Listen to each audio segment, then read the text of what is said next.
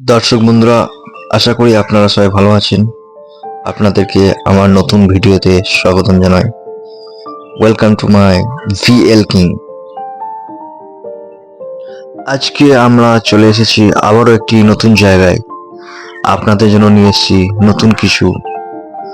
ভিডিওটি দেখতে থাকেন, আর এখানে অনেক কিছু দেখার মতন আছে। চলুন তাহলে একটু সামনের দিকে এগিয়ে যাই। এখানে কেনাকাটার জন্য অনেক কিছুই পাবেন আপনি, প্লাস এখানে হাটও বসে। ভেতরে অনেক কিছু কেনাকাটার জন্য অনেক পর্যটকরাও আসে। তবে সামনের দিকে একটু এগিয়ে যাই, তাহলে আরো অনেক কিছু দেখতে পাবেন। সামনে একজন বাউল গান করছে, তো বাউল গান আমার খুবই পছন্দ। বাউল সঙ্গীত বাংলার একটি গর্ব। গানটি শোনার জন্য আমি ওনার কাছে একটু এগিয়ে এলাম। আপনারা কি জানেন ইনি যেই বাদ্যযন্ত্রটি বাজাচ্ছেন এটাকে কি বলে? এটাকে ম্যান্ডোলিন বলে। আর এর আগে পুরোনো দিনের কথা মনে পড়ে যায়, যখন বাউল হতো তখন ওনাদের হাতে একতারা থাকতো। দর্শক বন্ধুগণ, ইনি যে সঙ্গীতটি গাইছেন সম্পূর্ণ ম্যান্ডোলিনটি হাতে নিয়ে মুখে গাইছেন, এবং পায়ে ওনার ঘুঙুর বাঁধা আছে। এছাড়া এখানে কোনো উপকরণ নেই। দর্শক বন্ধুগণ, আমি এনার গানটি আপনাদেরকে শোনাতে পারছি না, তার কারণ এর আগে ভিডিওটি যখন পোস্ট করেছিলাম ইউটিউবে, তখন ইউটিউব এই গানটির জন্য স্ট্রাইক দিয়েছিল। তার জন্য এনার গানটিকে এখন আমি সরিয়ে আবার ভিডিওটি নতুন করে আপলোড করলাম। যদি বন্ধুরা ভালো লাগে আপনাদের, তাহলে আপনারা শেয়ার করবেন এবং লাইক করবেন।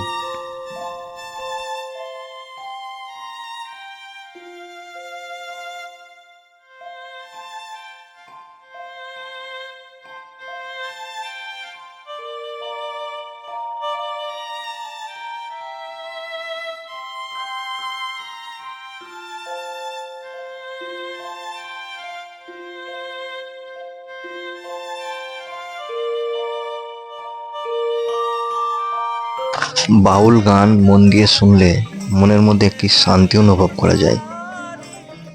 আর বাউল গানের এক একটি শব্দে অনেক মিনিং আছে। আমরা গান শুনতে শুনতে একটু সামনের দিকে এগিয়ে যাচ্ছি। ওখানে কিছু মিউজিয়াম আছে, ওগুলিও দেখে নেব। আর সামনে একটি বুদ্ধা স্ট্যাচু আছে, সেটি খুব সুন্দরভাবে বানানো হয়েছে, ওটাও দেখব। আর ভেতরে আরো অনেক কিছু দেখার আছে।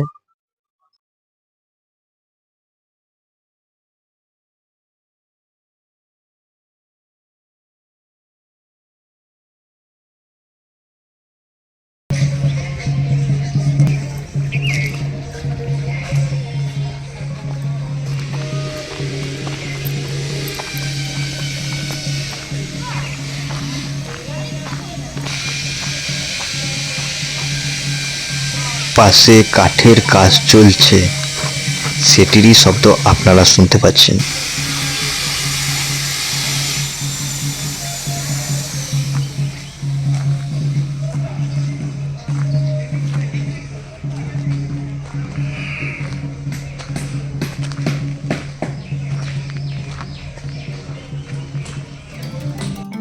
এখানে কিছু স্বাধীনতা সংগ্রামীদের মূর্তি প্রতিষ্ঠিত করা হয়েছে। প্রথমটি হচ্ছে উলগাজোলা, দ্বিতীয়টি হচ্ছে রানী গাইডেন লিউ, তৃতীয়টি হচ্ছে তিলকা মাঝি, চতুর্থটি হচ্ছে বিরসা মুন্ডা, পঞ্চম হচ্ছে লক্ষণ নায়েক, এবং শেষেরটি হচ্ছে সিধু কানু। কিছু স্তম্ভ খালি পড়ে আছে। আমার মনে হয় পরবর্তীকালে ওগুলিতে কোনো মহান ব্যক্তির মূর্তি প্রতিষ্ঠিত করা হবে।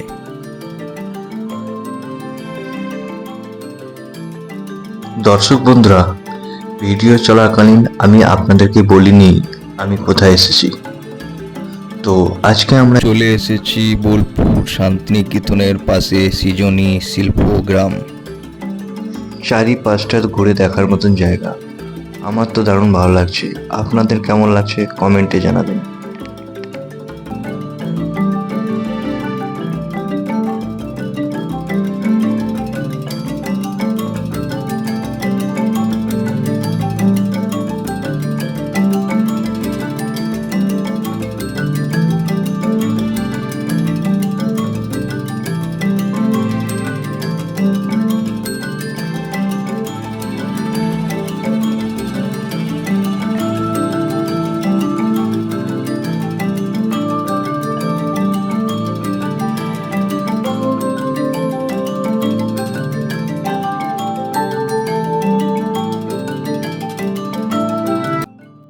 এখানে অনেকগুলি রং বেরঙের কাঠের পুতুল বানানো আছে।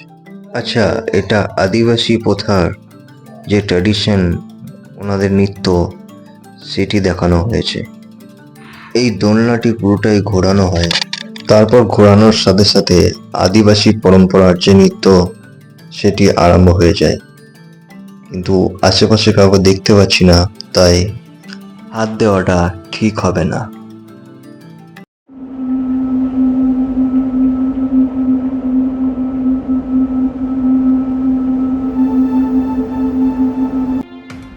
সামনের দিকে এগিয়ে আসতেই একটি বুদ্ধা মূর্তি এবং তার পাশে অনেকগুলি নটরাজ মূর্তি স্থাপিত করে রাখা আছে। নটরাজ মূর্তিগুলি নিত্যরূপে প্রতিটি ভাগে প্রতিটি রূপে দেখানো হয়েছে।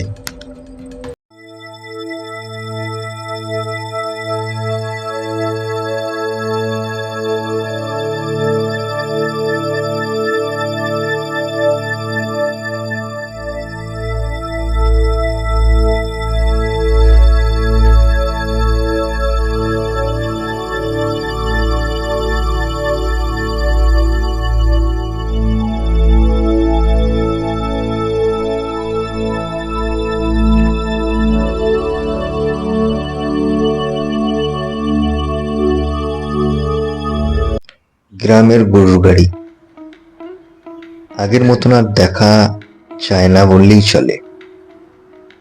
তো সেই গরু গাড়িটিকে সুন্দর করে রঙিয়ে এখানে স্থাপিত করে রাখা হয়েছে, যেটি আমাদের এদিকে আর সেরকম দেখা যায় না, খুব কমের ভাগে দেখা যায়।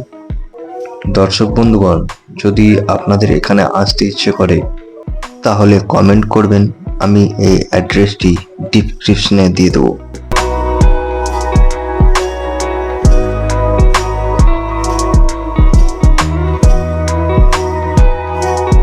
এখানে দেখুন বন্ধুরা, একটি শুকিয়ে যাওয়া গাছকে সুন্দর নকশা করে আরেকটি রূপ দেওয়া হয়েছে, এটিকে সাজিয়ে রাখা হয়েছে। গ্রাম অঞ্চল হলে বা অন্য কোথাও এটিকে এতক্ষণ কেটে টুকরো টুকরো করে রান্নার কাজে ব্যবহৃত করে দিত, তো এখানে সেটি হয়নি, এখানে ডিজাইন রূপে এটিকে সংরক্ষিত করা হয়েছে। ভেতরে ছোট্ট ছোট্ট কুঠির করা আছে যেগুলো টালির চাল, এবং মেঝে পিলারগুলি হচ্ছে ঢালাইয়ের সিমেন্টের। এখানে হাট বসেছে, আর এখানে যে বটগাছটি দেখতে পাচ্ছেন, বটগাছের গোড়াটি কত সুন্দরভাবে ডিজাইন করে বাঁধিয়ে রেখেছে যত্ন সহকারে। এবার আমরা এগিয়ে চলেছি মিউজিয়ামের দিকে, যেগুলিকে আপনারা আমাদের সৃজনী শিল্পহাটের জাদুঘরও বলতে পারেন। দর্শক বন্ধুগণ, এখানে যে ঘরগুলি আপনারা দেখতে পাচ্ছেন, এগুলি এক একটি মিউজিয়াম। এই ঘরগুলিতে আমাদের ভারতবর্ষের এক একটি দেশের তাদের সংস্কৃতি এবং তাদের কালচারের, আর প্রত্যেকটা দেশের যে ব্যবহারযোগ্য জিনিসগুলি সেগুলি এখানে সংরক্ষিত করা হয়েছে। এখানে এলে আপনি ভালোভাবে বুঝতে পারবেন এবং নিজ চোখে দেখতেও পাবেন যে প্রত্যেকটি জাতি গোষ্ঠীর এক এক রকম কালচার।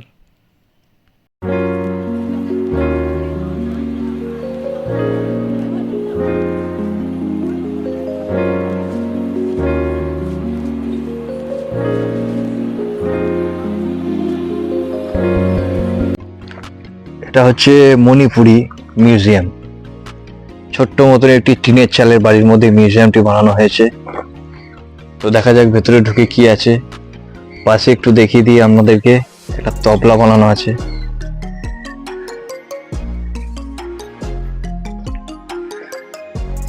জুতো খুলে প্রবেশ করার জন্য বলা হয়েছে।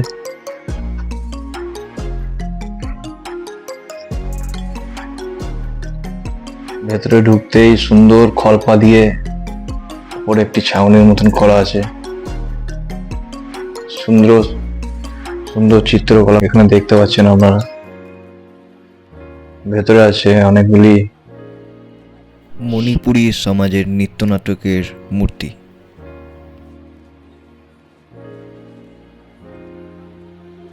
এছাড়াও মণিপুরিতে যেগুলি পাওয়া যায় ওনাদের ব্যবহারযোগ্য জিনিসগুলো, এটাকে ডাফলি বলা হয়। ডাফলি একটি বাজনা, বাদ্যযন্ত্র।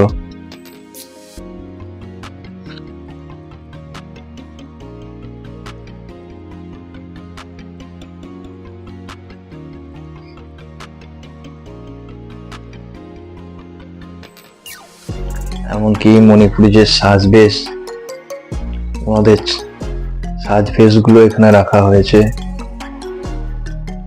ওনাদের যে ট্র্যাডিশনাল ড্রেস, যা দেখতে খুবই সৌন্দর্যজনক লাগে, দেখতে খুবই সুন্দর।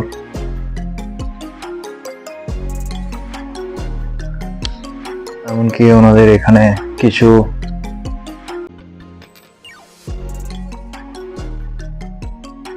ছুরি, বেতের বা অনেক কিছু রাখা আছে।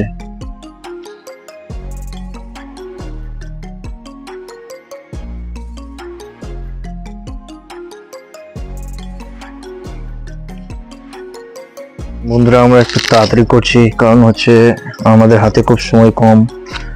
তো সেই সময়ের মধ্যে আমরা পুরোটা তুলতে পারবো না। পরবর্তী ভিডিওতে আমরা দেওয়ার চেষ্টা করব।